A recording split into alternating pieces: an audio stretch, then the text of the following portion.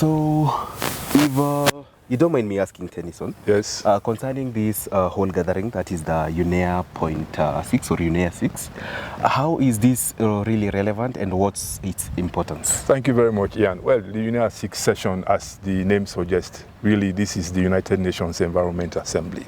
Yes. And a gathering of all nations around the world who are really interested in environmental issues and issues that generally affect our planet.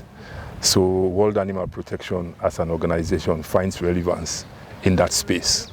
And here we are. We want to see how we can explore it, given the work that we do for animals. Looking into the context of our work, since we work a lot in animal welfare, how would this really fit into this gathering?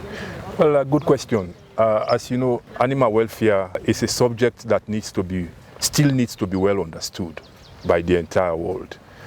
First of all, animals do feel they are sentient beings. They need to be looked after. You know, all these issues, and perhaps even more seriously, how we treat them, because they are sentient beings, as I said. And they should be given the necessary space as living beings to also live a fulfilled life. But more importantly, for the UNEA process, why it's relevant to us, it is perhaps until recently that evidence is really being put out there to demonstrate the contribution that animal agriculture makes to the whole climate crisis. As you know, climate change is a big issue right now. And over the years, the focus of the debate around climate change has been more skewed towards fossil fuels. But there is adequate evidence right now that points to factory farms, for example, which is a way of producing livestock, to be a new culprit in the climate space. So we are here as an organization to use that channel and use this platform as an opportunity to create awareness, to ask for collaboration, and for working together to make our planet and our environment a better place for all of us. From a perspective of what expectations we would have from this gathering, how do we think, or how would we perceive the acceptance of animal welfare into this space, a space that has from time and time before been left for people to talk about fossil fuels, people to talk about industrial production. How do we perceive the reception of this conversation or the agenda of animal welfare? Thank you again, Ian. In the first place, the discussion, the debate around the role that animal agriculture plays as a contributing factor to the climate crisis is not necessarily a new debate. You know, the COP28 that ended in Dubai last year actually threw a very strong light on that. And there is what we call the Emirates Declaration, which came out of that whole engagement. And you remember also, prior to the Emirates gathering, the first African climate summit was hosted, and that brought together almost all nations around the world. But it was a watershed moment that Africa was able to provide leadership to debate around the climate issues. And you remember very well that we had a very serious contribution to the declaration that came out of Nairobi.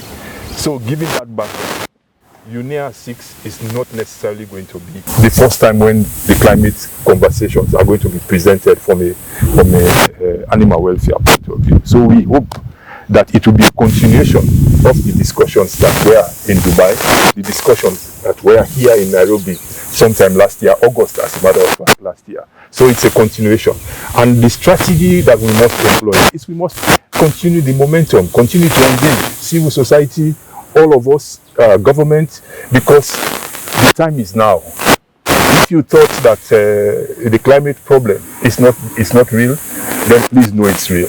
If you thought that it was only as a result of fossil fuels, then think again, because there is ample evidence that presents the argument which strongly supports that factory farms are a new culprit in the climate space, and we need to take that seriously. So what's our call in Africa?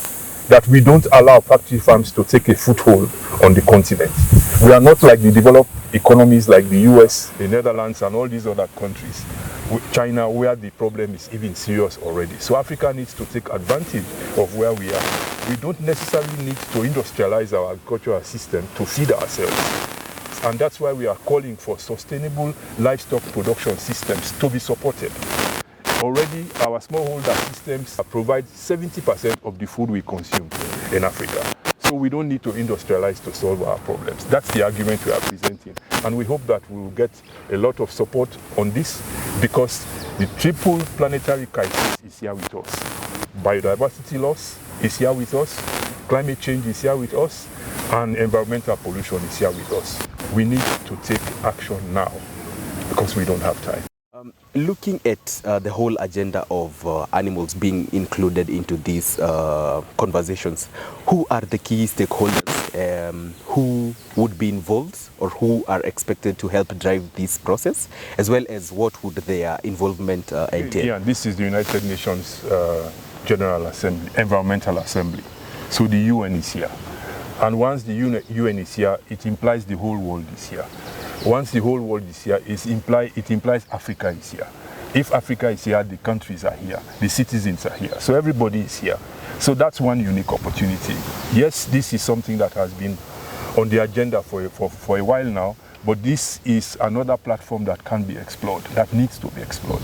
So for example, on Thursday, 27th of February, I will be speaking on a panel that is looking at the role of civil society with respect to developing multilateral actions that can actually address the triple planetary crisis. And one of those is climate change.